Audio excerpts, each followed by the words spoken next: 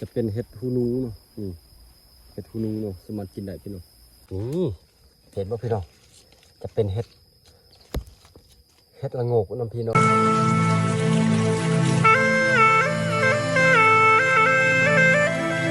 กับสบายดีเนาะทางสาวลาวและสาวไทยพี่น้องตอนนี้ครับมาเจอกันมือเส้นเคยนะพี่น้อง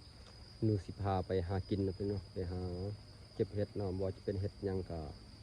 แต่กินได้นะพี่น้องเห็ดละโงกเห็ดยังเนาะพี่น้องสิพาไปอยู่ป่าพี่น้องแล้วก็มาเก็บเนาะแต่ว่าช่วงนี้ก็สิขึ้นไปสักข้าวไห้นะพี่น้องก็ฮอดฤดูสักข้าวไห้พี่น้องเนาะทีนี้ก็นี่สิมาเก็บเห็ดพี่น้องหาเห็ดหามากินเนาะมีน่ากินพี่น้อง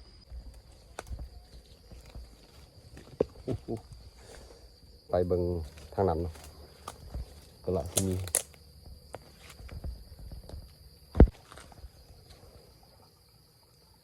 นี่ก็เป็นวายนะพี่น้องนี่ก็กินได้พี่น้องเราเป็นแบบรสชาติแล้วแบบนี่ใช่เนาะนี่ก็เห็ดนะพี่น้องแต่ว่ามันเป็นกินเนาะตัวนี้เนาะกินนี่พี่น้อง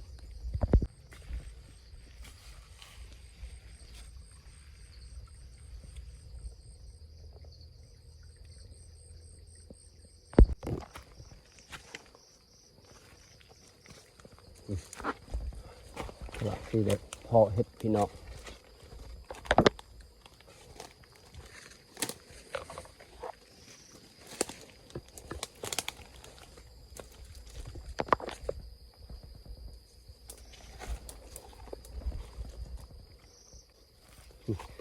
เป็นย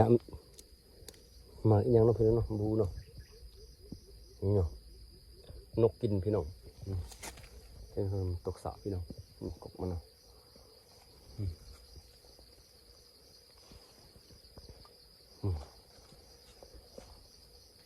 นี่จะมีหมากแล้วมีเทิงพี่น้องเห็นปะนี่จะเวลาใหญ่เนาะเวลาน้ำสุกก็กินเป็นกันพี่น้องมันหวานเนาะมีสันหวานเนาะที่ธรรมศาสตร์มีลายแนวเนาะในกินนะพี่น้องจะเป็นหมากไม้หมากตอกเนาะพี่น้อง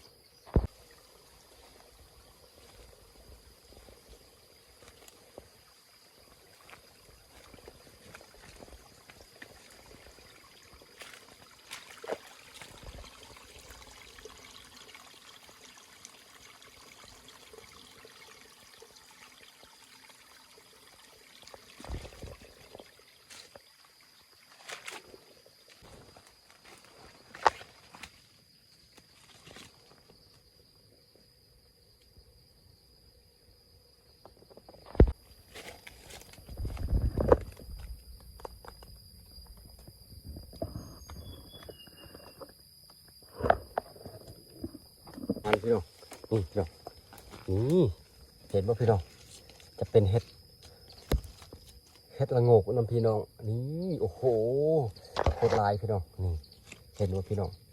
เห็นป่ะพี่น้องนี่เห็ดพี่น้องว่าค่อยกาลืมเอาธงหมานะพี่น้องเป็นลายพี่น้อง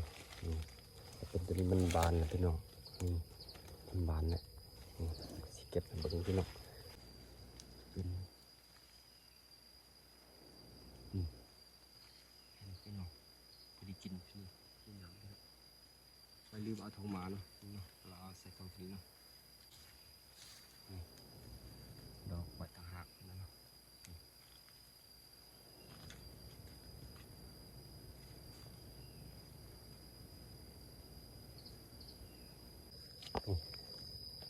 พี่น้องบูหัวเห็ดยางพี่น้องเนาะ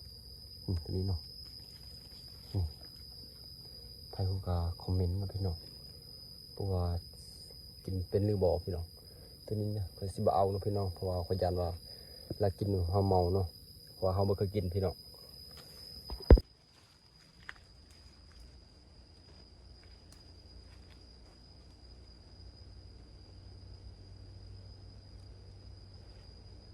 นี่บัวเครือหยังเนาะพี่น้องมันสวยน้ำเนาะมันสวยงามเนาะนี่พี่น้องเขายันว่าเขาว่าเครือลงเนาะแต่ว่าเขาก็บู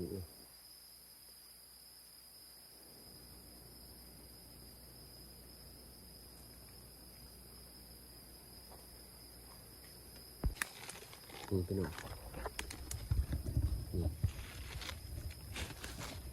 นี่งามพี่น้องนี่นะมันลายที่ตัวนี้ก็ได้แต่ว่าเขาไม่เคยกินพี่น้องจับกินเป็นนิวบอลคนลายเลย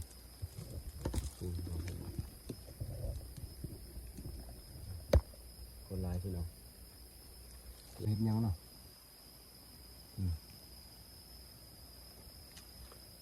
นี่เป็นสีเหลืองพี่น้องเคยกินอยู่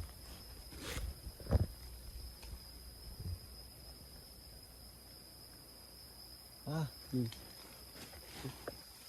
หมดแดงพี่น้องนี่พบคาไปโอ้ตึกสวนหมดแดงพี่น้องมันจะมีไข่มันหมดแดงพี่น้องจะเป็นเห็ดหูหนูเนาะเห็ดหูหนูเนาะสามารถกินได้พี่น้อง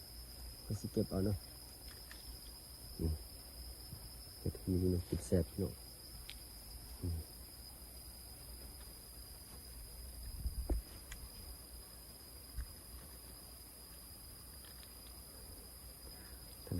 ถ้าได้ลายเลยโอ้หักเลยพี่น้องเก็บตัวนี้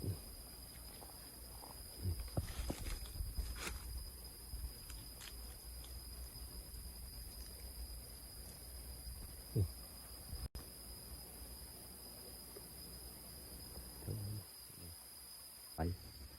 นี่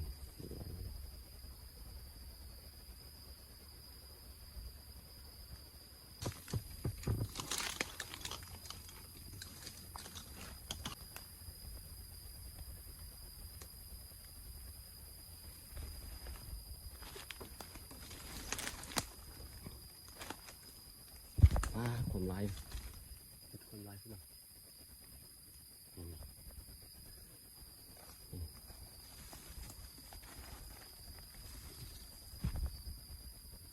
นี่มากระลอกพี่น้องนี่พี่น้องทีนี้จะกินเป็นนะพี่น้องทีนี้แล้วเขาเอาในมาพี่น้องมันเป็นสีด้วยพี่น้องมันหวาน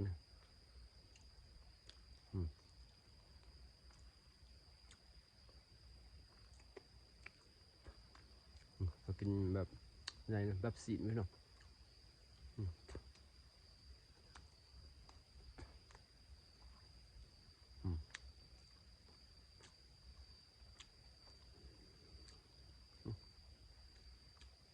มันหวานหวานอยู่ดูปลาเนี่ยจะมีลายแล้วเพื่อนเนาะประเภทของกินเนาะเพราะว่าประเภทบางใหม่เนาะเพื่อนเนาะตอนนี้ก็ไปหาเห็ดเพื่อนเนาะ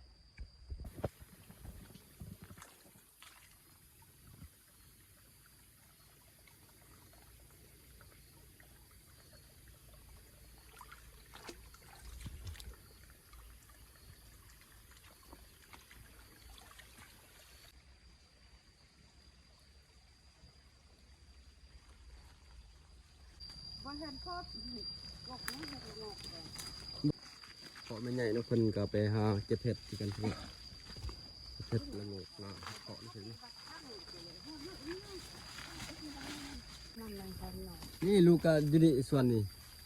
นี่อยู่นี่นะอยู่อยู่นี่ว่าที่เขาไปซักเขาให้เนาะมือนี่มันนี่ก็ขึ้นกระตายเห็ดนี่ ลูกเขาไม่มีเขาสักเขาให้ เออ อื่นมาคันบอก